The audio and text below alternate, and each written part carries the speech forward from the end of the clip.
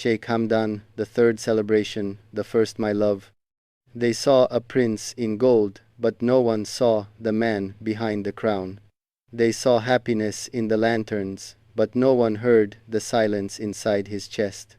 Tonight, the palace glowed with celebration, yet his heart carried a funeral of memories.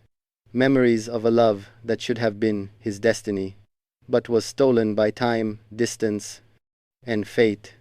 He stood among roses but remembered the girl who loved desert wind more than perfume. The girl who laughed softly, who spoke gently, who never asked for titles, only truth.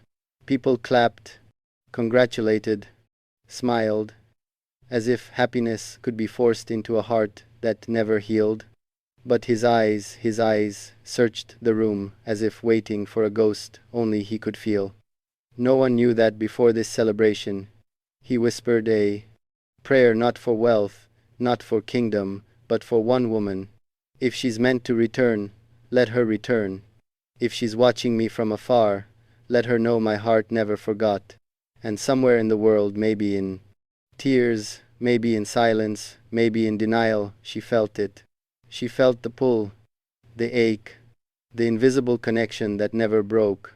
Because despite the lights, despite the music, despite the wedding, his soul spoke one truth: this is my third celebration, but you were, and will always be, my first love. She wasn't there, but her absence filled the room. The world saw decorations, diamonds, and royalty, but he saw memories stitched into shadows. He stood still while everyone celebrated, but his heart moved backward to the girl who once held his silence with gentleness. She wasn't in the palace, yet every heartbeat whispered her presence. He remembered her eyes, not loud, not demanding, just honest. He remembered her voice, not perfect, but true. And he remembered the way his soul felt safe with her, like home, without walls. Now, surrounded by gold, he felt emptier than a desert without stars. His smile was practiced, his posture royal, but his heart trembled beneath every breath. Someone asked him, "Are you happy?"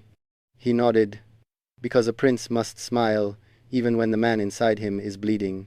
And while fireworks painted the sky, he whispered in the language only fate understands, "If this life gave me everything but you, then it gave me nothing." Tonight, he wasn't mourning a person, he was mourning the future he lost with her. And deep inside, where no crown could reach, he made a silent promise: one day you will know you were the only one my heart chose. She will never know how long I waited. The palace lights faded, the guests left, the music died, but his thoughts stayed awake. He removed the crown, yet the weight on his heart remained heavier than gold. He sat alone, not as a prince, not as a ruler, but as a man who lost the only love his soul recognized. He wondered if she still cried at night, if she still wrote his name in silence, if she ever whispered to the sky, "Why him? Why forever?" Maybe she thought he forgot, maybe she believed he moved on, maybe she assumed time erased her, but she never knew that every anniversary, every wedding, every celebration reminded him of the life they never lived. He kept her memory like a secret prayer hidden from the world, protected from judgment, untouched by time. He didn't chase another love, because replacing her felt like burying the truth. Every time he looked at the ring on his finger, he felt a tear inside his soul, not because of the wedding he never wanted. He stood before the world with steady shoulders and practiced grace, but inside him, every vow felt like a blade turned slowly through memory. This wasn't the wedding he dreamed of, it was the one expectations forced.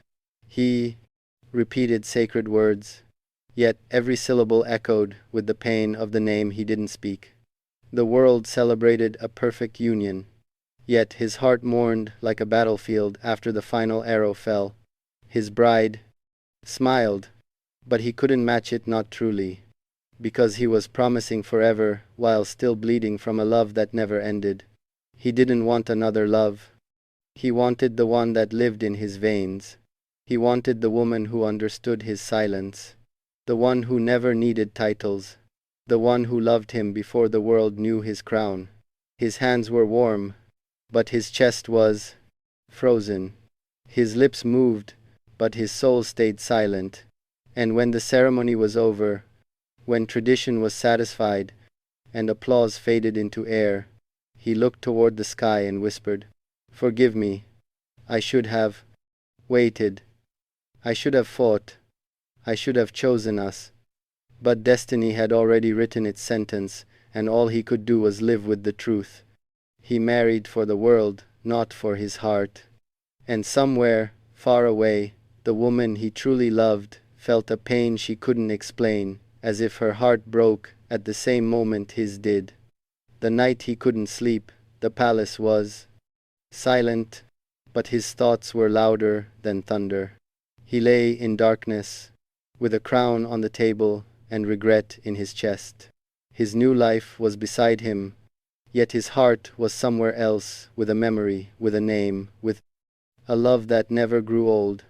He closed his eyes, hoping sleep would rescue him.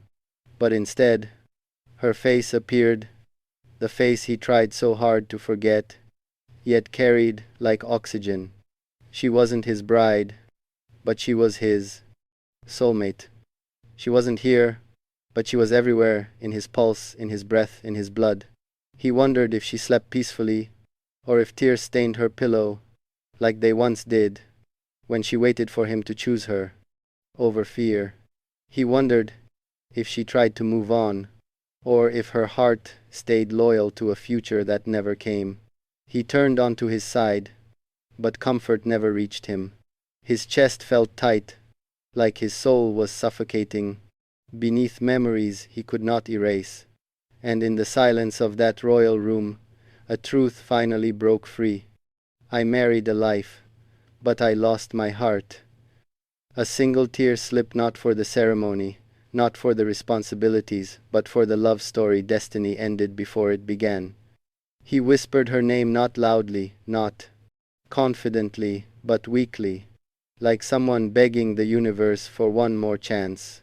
But the night stayed silent, and the only answer he received was the loneliness he created.